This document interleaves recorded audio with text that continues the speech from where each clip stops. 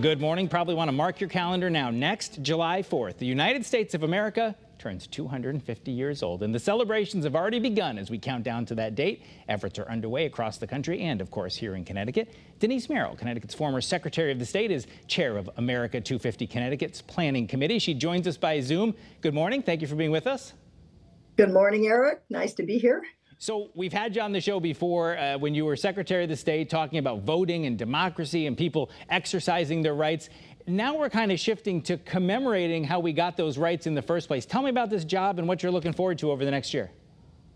Exactly. Well, of course, it is the 250th anniversary of the signing of the Declaration of Independence. Now, most of us can quote that first sentence by heart. We were taught in school, and that's what we're celebrating. And so we hope it's going to be more than just another set of fireworks and a parade on July 4th.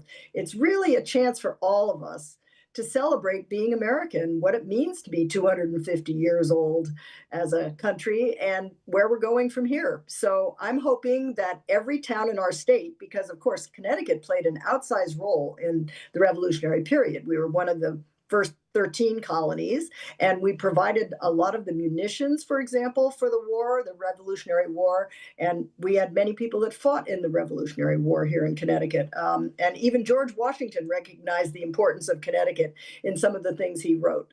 So we hope it's a chance that everybody in Connecticut will participate in some way, particularly the local towns. I think it'll be a very local celebration, and there's already a lot going on.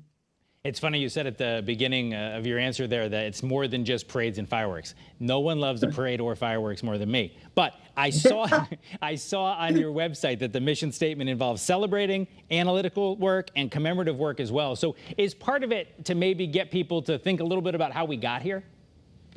Absolutely. And think about the ideals of the Declaration of Independence, life, liberty, and the pursuit of happiness, and the fact that all men are created equal.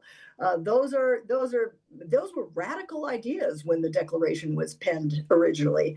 Now, not so much. We accept them, and it reverberated around the world. It is what made America famous, what made America where everyone wanted to be. So I think it's a chance for us to all celebrate that and also remember what it took to get here.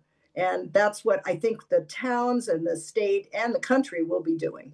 Well, I know here at WFSB, Gray Media, our owners across all their stations are doing a We the People America 250 effort. We've already been showcasing both this day in Connecticut history, which you can see running every day, but also some of the important places. You talked about the outside role that Connecticut played in a lot of this. Caitlin Nuclo was at the Nathan Hale Schoolhouse, Aaron Connolly at the Old Newgate Prison as well. Is part of this learning the role that Connecticut played as well, Denise? Because you talked about the 169 towns and all of them being involved. Having all of them involved was a big part of victory for the early days in the United States. That's correct. And I think, our job as the Connecticut Commission on America 250, there is a national commission as well, which will have a national role. But our role in Connecticut is to highlight the role that Connecticut played, the role that the Connecticut people played, and maybe tell some stories that haven't been told before. Many of these stories have been told over and over.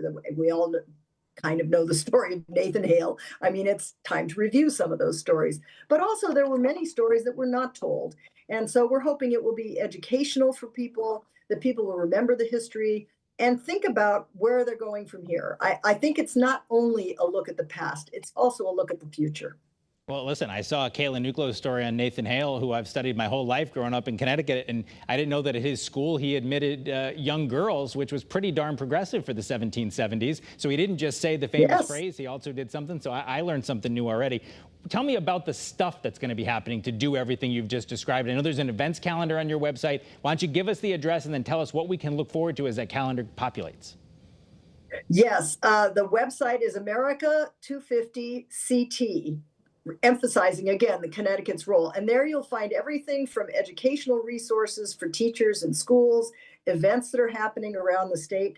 And as I said, many of them are going to be performed or exhibited at the local level.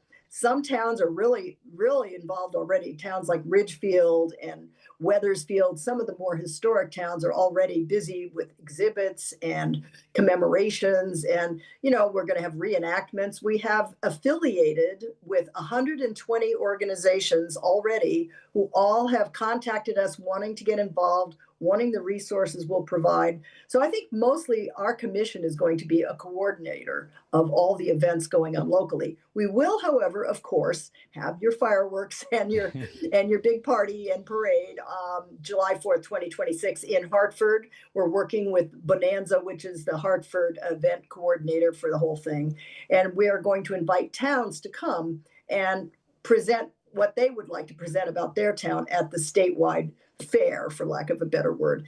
And we also have some projects that we are doing. One I'm excited about is a tree planting project. We hope to plant one of the baby acorns from the charter oak tree, and if you know your Connecticut history, you'll know what that is, in every town in the state as a commemorative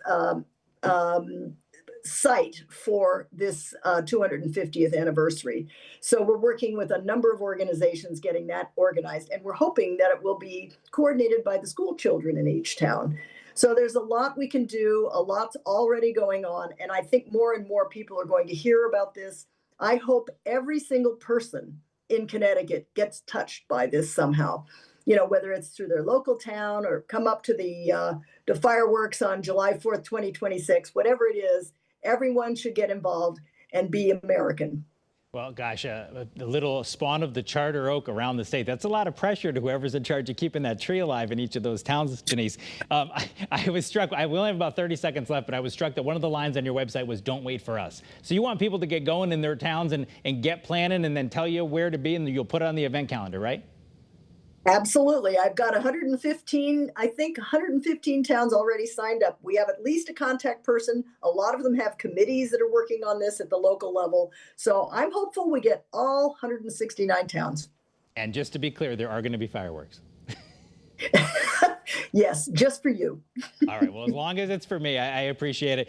Listen, it's super exciting, and we've got a whole year of stuff still to come. We're going to be continuing with all of our stuff here on WFSB and Gray Media. Denise Merrill, thank you so much for being with us, giving us a preview, and we look forward to watching that event calendar fill up. Thanks for being here on CT25.